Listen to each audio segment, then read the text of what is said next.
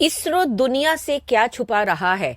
सभी बड़े रुस्तम क्यों देख रहे हैं इसरो की तरफ हैरानी से? देखो, 2023 में इसरो के नाम कई सफलताएं दर्ज हो चुकी हैं।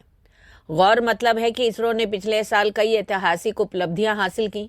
चंद्रमा के दक्षिण ध्रुव पर चंद्रयान-3 अंतरिक्ष यान को आसानी से उतारा गया। साथ ही सूर्य का अध्ययन करने के लिए भारत की पहली अंतरिक्ष आधारित सौर वेधशाला आदित्य L1 का लॉन्च हुआ। इसरो ने गगनयान का पहला मानव रहित उड़ान परीक्षण भी 2023 में पूरा कर लिया। और जो भारत ने दक्षिण ध्रुव की तरफ अपना चंद्रयान-3 उतारा, उससे भारत चांद के अज्ञात दक्षिण ध्रुवीय पर अंतरिक्ष उतारने वाला पहला देश भी बन गया। जबकि रशिया ने भी भेजा था, लेकिन वो नहीं सफल हो सका। अब भारतीय अंतरिक्ष अनुसंधान केंद्र यानी इसरो जल्द ही एक और खुशखबरी देने की तैयारी में है, जिसके कारण सभी इसकी तरफ टकटकी लगाए देख रहे हैं। इसरो ने कहा कि मौसम संबंधी उपग्रह इनसैट 3DS को GSLV F14 पर प्रक्षेपित किया जाना है। इसके लिए उसे श्री हरिकोटा के सतीश धवन अंतरिक्ष केंद्र SHAR के लिए रवाना कर दिया गया है। यह सैटेलाइट पृथ्वी विज्ञान मंत्रालय यानी MOES के साथ एक यूजर फंडेड प्रोजेक्ट है, जिसे 2275 किलोग्राम के लिफ्ट ऑफ द्रव्यमान के साथ इसरो के I-2 के बस प्लेटफॉर्म के आसपास कंबाइन किया गया है। मालूम हो कि यह उपग्रह के निर्माण में भारतीय उद्योगों का महत्वपूर्ण योगदान रहा है। लिफ्ट ऑफ द्रव्यमान रॉकेट का प्रारंभिक द्रव्यमान होता है। लिफ्ट ऑफ द्रव्यमान में ईंधन और ऑक्सीडाइजर का कुल द्रव्यमान शामिल होता है। देखो, इससे पहले इसरो ने कहा कि ये मौसम संबंधी जो है अध्ययन करने के लिए ये जो है इनसैट 3DS जो है छोड़े जा रहे हैं। इसके 6 ऑलरेडी जा चुके हैं सैटेलाइट्स, और 7वां जो है वो 17 फरवरी को उसका लॉन्च होना है। पर क्या इसके पीछे सिर्फ यही मकसद है कि ये मौसम संबंधी जानकारी लेगा या कुछ और भी? देखो, जैसे नासा को आदत है कि वो अपनी बात छुपाए रखता है और जब घटना घट जाती है उसके बाद उसे उजागर करता है। अब इसरो भी उसी लाइन पर जो है चल पड़ा है। इसीलिए कई चीजें जो है उसने छुपाई, जैसे आदित्य L1 से रिलेटेड जो है मैं इसके वीडियो के अंत में बताऊंगी। लेकिन तभी पहले जो है मैं बात करूंगी इनसैट 3DS सैटेलाइट के बारे में। वीडियो बहुत इंफॉर्मेटिव होने वाला है, तो वीडियो के अंत तक बने रहें और कृपया करके सब्सक्राइब, कमेंट, लाइक और शेयर जरूर करें। देखो, इनसैट 3DS सैटेलाइट का मकसद क्या है? सबसे बड़ी बात, सूत्रों के मुताबिक अंतरिक्ष एजेंसी फरवरी के मध्य में प्रक्षेपण का लक्ष्य लेकर चल रही है। सब कुछ योजना के मुताबिक रहा तो इसे तय वक्त पर लॉन्च भी किया जाएगा। इसरो ने कहा कि इनसैट 3DS इसरो की ओर से निर्मित एक विशेष मौसम संबंधी उपग्रह है, जिसका प्राथमिक उद्देश्य मौजूद कक्षा में इनसैट 3D और 3DR उपग्रहों को सेवाओं की निरंतरता प्रदान करना है। साथ ही इससे इनसैट सिस्टम की क्षमताओं को काफी हद तक बढ़ाने में मदद मिलेगी। इसरो ने बताया कि सैटेलाइट को लॉन्च व्हीकल के साथ जोड़ा जा रहा है और ऐसे में एजेंसी अब लॉन्च की फाइनल तारीख का इंतजार कर रही है। नाम ना बताने की शर्त पर एक वरिष्ठ अधिकारी ने कहा कि इसे फरवरी के पहले हफ्ते में या दूसरे हफ्ते में होने की संभावना है। अब क्यों लॉन्च किया जा रहा है ये मिशन? दरअसल भारत के अलग अलग हिस्सों में मौसम बदलता रहता है। किसी जगह बारिश का अनुमान होता है तो किसी जगह सूखे का। बंगाल की खाड़ी और अरब सागर में कई बार चक्रवाती तूफान भी आते हैं। जलवायु परिवर्तन भी एक ऐसी समस्या है जिससे भारत को जूझना ही पड़ता है। ऐसे में इस तरह के बदलते मौसम के हालात पर नजर रखने के लिए हमें स्पेस में सैटेलाइट की जरूरत होती है, जिसके जरिए हर छोटे से छोटे बदलाव पर नजर रखी जा सके।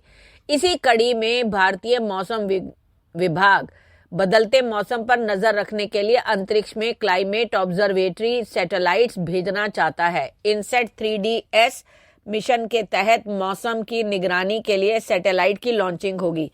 इस मिशन को क्लाइमेट सर्विस में सुधार के लिए इसरो और आईएमडी के बीच सहयोग के एक हिस्से के रूप में शुरू किया गया है। पृथ्वी की बदलती जलवायु पर नजर रखने के लिए इनसैट 3D और इनसैट 3D-R पहले से ही स्पेस में है। यहाँ गौर करने वाली बात यह है कि करीब 8 महीनों में ये GSLV की पहली लॉन्चिंग होगी। ये रॉकेट अधिकतम क्षमता वाला है, तीनों स्टेज के लिए क्रायोजेनिक लिक्विड प्रोपेलेंट्स का इस्तेमाल करता है। इस लिक्विड ईंधन का इस्तेमाल करना थोड़ा जटिल होता है, लेकिन ये ज्यादा क्षमता के साथ लिफ्ट ऑफ करने की ताकत देता है। भारत का दूसरा रॉकेट PSLV है, जिसमें सॉलिड फ्यूल का इस्तेमाल किया जाता है। इसरो ने कहा कि इस सैटेलाइट की मदद से मौसम का बेहतर पूर्वानुमान लगेगा और आपदा चेतावनी में भी मदद मिलेगी। ये सैटेलाइट 17 फरवरी को लॉन्च करेगी, ये डेट दे दी गई है। इस सैटेलाइट को GSLV F-14 पर लॉन्च किया जाएगा। अब ये उपग्रह जो है भूस्थैतिक कक्षा में स्थापित किए जाने वाले तीसरी पीढ़ी के मौसम संबंधी उपग्रह का अनुवर्ती मिशन है और यह पूरी तरह से पृथ्वी विज्ञान मंत्रालय द्वारा फंड किया गया है। और 17 फरवरी को शाम 5:30 बजे श्री हरिकोटा के सतीश धवन अंतरिक्ष केंद्र SHAR से होगा। स्पेस एजेंसी ने कहा कि वह अपने 16वें मिशन में GSLV के लक्ष्य उपग्रह को GTO में तैनात करना है। अंतरिक्ष एजेंसी, GTO मतलब जियोक्रोनस ट्रांसफर ऑर्बिट, अंतरिक्ष एजेंसी ने कहा कि बाद में कक्षा बढ़ाने की प्रक्रिया यह सुनिश्चित करेगी कि उपग्रह उस कक्षा में स्थित है। अंतरिक्ष एजेंसी ने कहा कि उपग्रह को उन्नत मौसम संबंधी अवलोकन करने और मौसम की भविष्यवाणी और आपदा चेतावनी के लिए भूमि और महासागर सतहों की निगरानी करने के लिए डिजाइन किया गया है। और भारतीय उद्योगों ने उपग्रह के निर्माण में महत्वपूर्ण योगदान दिया है। देखो, इन्हें उपग्रह के पेलोड जैसे 6 channel imager, 19 channel sounder, data relay transponder यानी DRT और satellite aided search and rescue transponder के माध्यम से हासिल किया जाएगा। MOES के कई विभाग जैसे भारत मौसम विभाग, IMD, राष्ट्रीय मध्यम सीमा मौसम पूर्वानुमान केंद्र यानी NCMRWF, भारतीय उष्ण कटिबंधीय मौसम विज्ञान संस्थान यानी IITM, राष्ट्रीय महासागर प्रौद्योगिकी संस्थान NIOT, भारतीय राष्ट्रीय केंद्र महासागर सूचना सेवा INCOIS और अन्य एजेंसियां संस्थान बेहतर मौसम पूर्वानुमान और मौसम संबंधी सेवाएं प्रदान करने के लिए इनसैट 3DS उपग्रह डेटा का उपयोग करेंगे।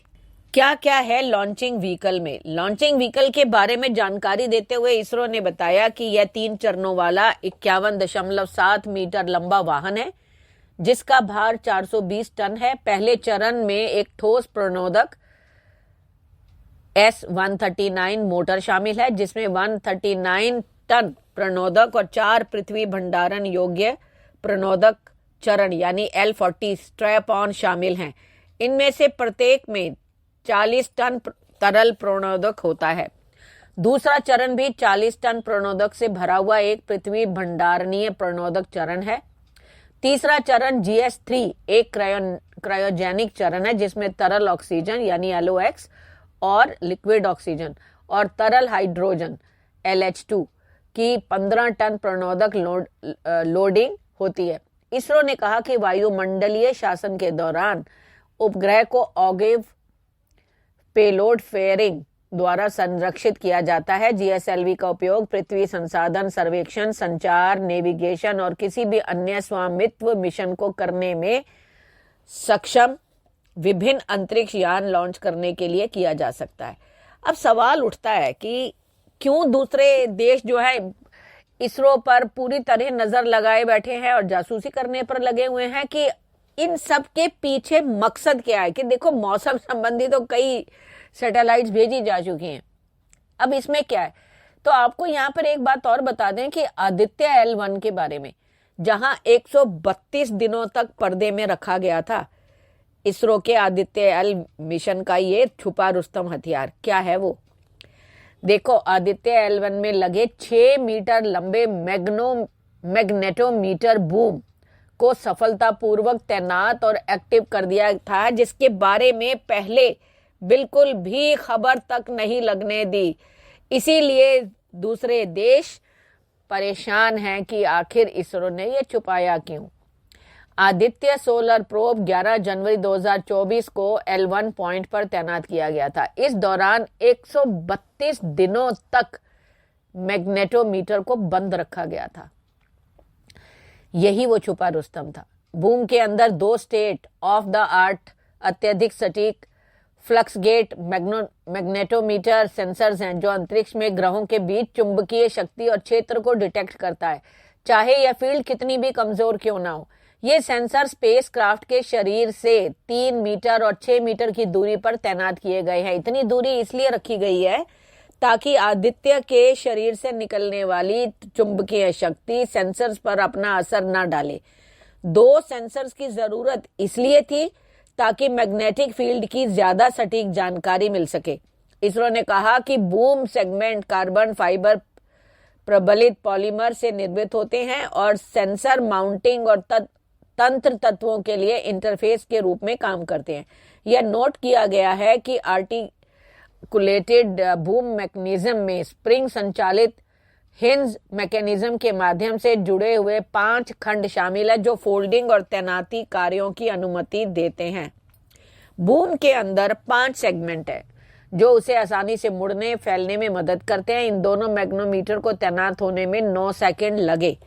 यह दोनों सही तरह से काम कर रहे हैं। इसरो ने बताया बहुत जल्द ही उसका डेटा का भी खुलासा हो जाएगा। इसरो ने कहा सेंसर अंतरिक्ष यान से 3 और 6 मीटर की दूरी पर स्थापित किए गए हैं, जिससे कि चुंबकीय क्षेत्र का जो है प्रभाव वो कम हो जाए। अब बता दें कि इसरो ने सूर्य का अध्ययन करने के लिए देश के पहले सौर मिशन यान आदित्य L1 को 6 जनवरी को पृथ्वी से लगभग 15 लाख किलोमीटर दूर अपनी अंतिम गंतव्य कक्षा में स्थापित कर दिया था। 2 सितंबर 2023 को सफल परीक्षण भी किया गया था। आदित्य L1 को सूर्य परिमंडल के दूरस्थ अवलोकन और पृथ्वी से लगभग 15 लाख किलोमीटर दूर L1 यानी लैग्रेंज 1 पॉइंट पर सौर वायु का वास्तविक अवलोकन करने के लिए तैयार किया गया है। इस मिशन का मुख्य उद्देश्य सौर वातावरण में गतिशीलता, सूर्य के परिमंडल की गर्मी, सूर्य की सतह पर सौर भूकंप या कोरोनल मास इजेक्शन, सूर्य के धधकने संबंधी गतिविधियों और उनकी विशेषताओं और पृथ्वी के करीब अंतरिक्ष में मौसम संबंधी समस्याओं को समझना है। आपकी क्या राय है? कृपया कमेंट करें। धन्यवाद।